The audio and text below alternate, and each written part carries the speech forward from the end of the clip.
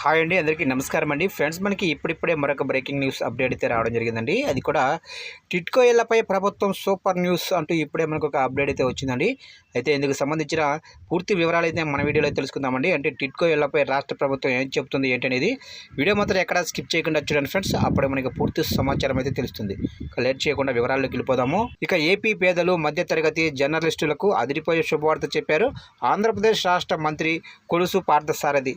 TIDCO EMI ఇళ్లను ఏడాదిలోపు పూర్తి చేసి అర్హులకు అప్పగిస్తామని ప్రకటించారు. ఇక ఇవాళ తిరుమల శ్రీవారిని మంత్రి కొలుసు పార్థసారథి దర్శించుకున్నారు. ఇక ఈ సందర్భంగా మంత్రి కొలుసు పార్థసారథి మాట్లాడారు. ఇక ఆంధ్రప్రదేశ్ రాష్ట్రంలో ఇల్లు లేని పేదవాడికి ఇల్లు అందించడమే ప్రభుత్వ లక్ష్యమన్నారు మంత్రి కొలుసు పార్థసారథి. పేదవారికి, మధ్యతరగతి జర్నలిస్టులకు సరసమైన ధరలకే ఇల్లు అందిస్తామని పేర్కొన్నారు. ఇక టిట్కో ఈఎంఐ ఇళ్లను ఏడాదిలోపు పూర్తి చేసి అర్హులకు అప్పగిస్తామని హామీ ఇచ్చారు. ఇక రాబో 5 సంవత్సరాల కాలంలో ఏపీ అభివృద్ధిలో దూసుకు వెళ్తుందని చెప్పారు.